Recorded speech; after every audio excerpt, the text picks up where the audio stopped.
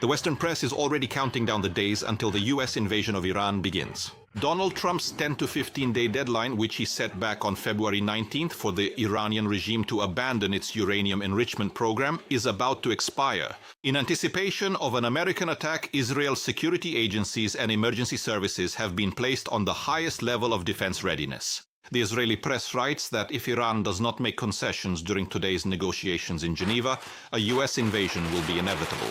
The chances that the US will not attack are decreasing with every passing hour. The question now is when the first attack will happen, what it will look like, and how large-scale it will be. Israel, the US, and other countries have long accused Iran of planning to create nuclear weapons under the guise of developing a so-called peaceful atomic program with the support of Russia. According to the head of the IAEA, Rafael Grossi, Iran has 440 kilograms of uranium enriched up to 60%, and if it is further enriched to 90%, this would be enough to create 10 nuclear bombs.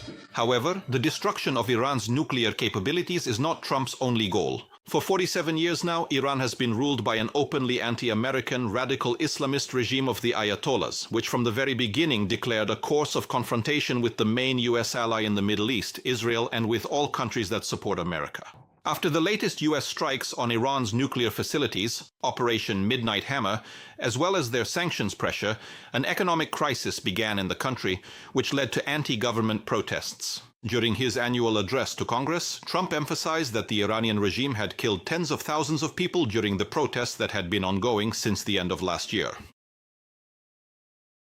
And just in the past few months of protests, they have killed, it seems, at least 32,000 protesters in their own country. They shot them and hanged them.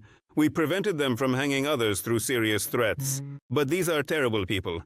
They have already developed missiles capable of threatening Europe and our bases abroad, and they are working on creating missiles that will soon be able to reach the United States of America. According to CNN, the leadership of the Islamic Revolutionary Guard Corps, whose activities are aimed at organizing terrorist attacks abroad and suppressing internal protests, will become one of the main targets if the United States decides to launch an attack on Iran. After Operation Midnight Hammer last summer, we warned them that any further attempts to restore their weapons program, particularly nuclear weapons, would be unacceptable. However, they continue to do so. They are starting everything over again. We destroyed everything, and yet they want to start all over again. And now they are once again pursuing their dangerous goals. We are negotiating with them. They want to make a deal. But we still haven't heard the crucial words. We will never have nuclear weapons. The United States has already moved 2 carrier groups closer to Iran, including the latest and most technologically advanced aircraft carrier, the Gerald Ford. 3 days ago, it was spotted off the coast of Crete. In total, there are at least 150 American aircraft and about 40,000 military personnel stationed at bases in Europe and the Middle East. This is evidenced by flight tracking data and satellite images analyzed by the Washington Post. The current presence of American armed forces in the region is one of the largest in 2 decades since the US war in Iraq in 2003.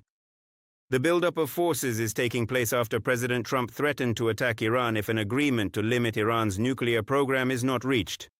Although he did not specify the purpose of such an attack, Iranian officials stated that an agreement is possible, but reaching it will take time. Meanwhile, Russia and China are preparing to supply Tehran with weapons to repel a potential American invasion, according to the Western press. A few days ago, Iran concluded a secret agreement with Russia worth 500 million euros to purchase thousands of portable missile systems, according to the Financial Times. Recently, Russia and Iran conducted joint naval exercises. Members of the State Duma are already offering officials of the Iranian regime, including the spiritual leader Ayatollah Khamenei, asylum in Russia, while propagandists are constantly claiming that the United States is violating international law by imposing its rules on sovereign Iran.